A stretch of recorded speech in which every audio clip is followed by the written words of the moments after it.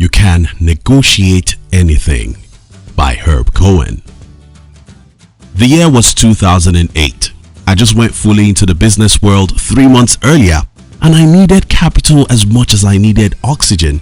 But there seemed to be no money or resources anywhere in the world until I came across this book, You Can Negotiate Anything. About 1 decade after I read this book, I can tell you that any entrepreneur who hasn't read it hasn't read any book. Okay, maybe I'm exaggerating here. But before I share with you 5 major points from this book, let me remind you that the reason why we started this channel is to help you to read hundreds of the best business books under 7 minutes. So you may consider subscribing to our channel. By the way, the above statement is one of the negotiation tactics. I'll explain later in this video. To start with, do you have an idea as per how often you are negotiating?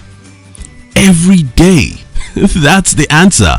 Every single day, and many times each day. The first major point from this book is awareness. You must be aware that you are negotiating every time. You need a raise at work. You need your team to do something fast. You need your employees to work more. You need your wife to do something. What about your kids? You are negotiating all the time. And the very first lesson in this book is be aware that you are negotiating every day. So it happened that this guy came to me and asked me to employ him because he hated his former job and he was underpaid. If you were in my shoes, what would you do? Well, if you think the best way to get favor from people is by revealing everything about yourself to earn their mercy, then think again. When the other party has important information about you, he already knows your weakness and he can imprison you with that information. If you wish to negotiate with anyone, the first thing to do is to get as much information about them as you can. What will happen if you have the information that one of your friends has $50,000 in his bank account that he may not need until next year? Then it becomes easier to get him to support your business with $10,000.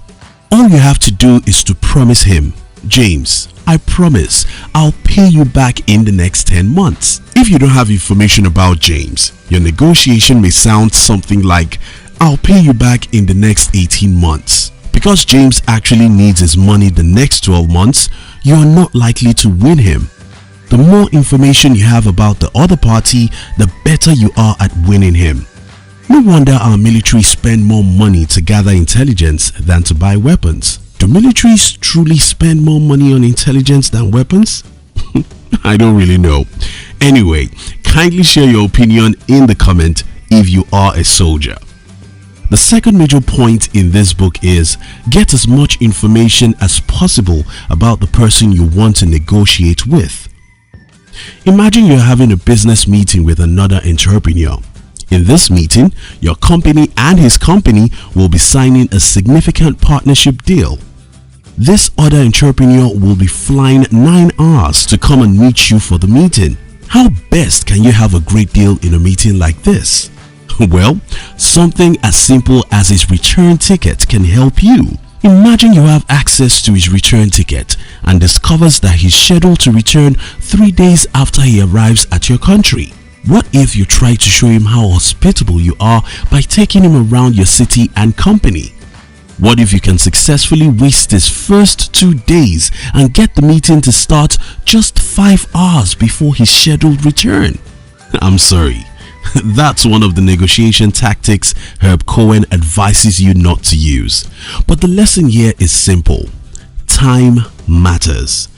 If I know your deadline, I can outsmart you. Do you wish to buy something? The worst time to go and buy that car is when you are in a hurry. The best time to go and buy that house is when you have all the time in the world and you're willing to waste it. Don't negotiate while in a hurry. I have a good friend and a business partner who also understands negotiation strategies. Each time we go out together to buy or negotiate for anything, his default view is negative.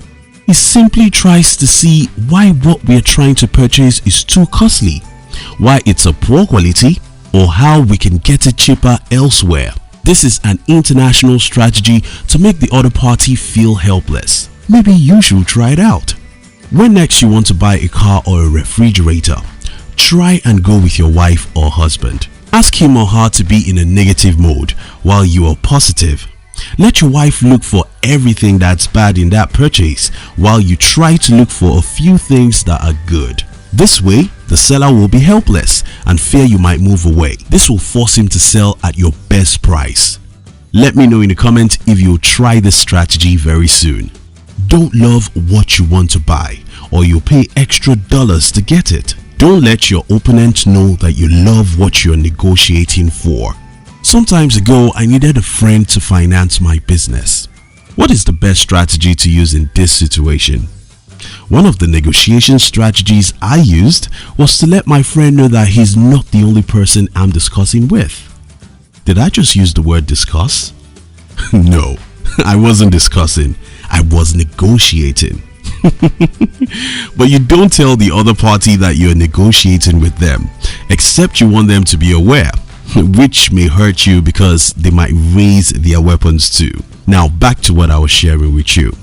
I was able to get $10,000 from this particular friend because I let him know that I had options. What is the strategy here?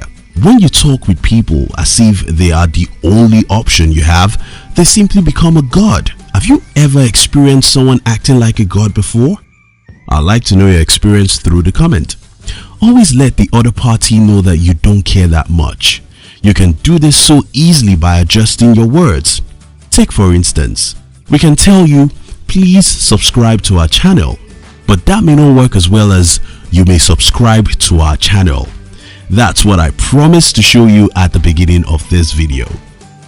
Okay, now that you know the reason why we don't beg you to subscribe, I actually wish to beg you.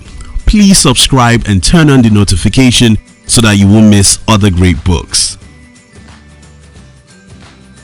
If you love this summary, our team will be very happy if you can like this video and share it with your friends on social media. Look at the screen now to click the next video we recommend for you. We love you.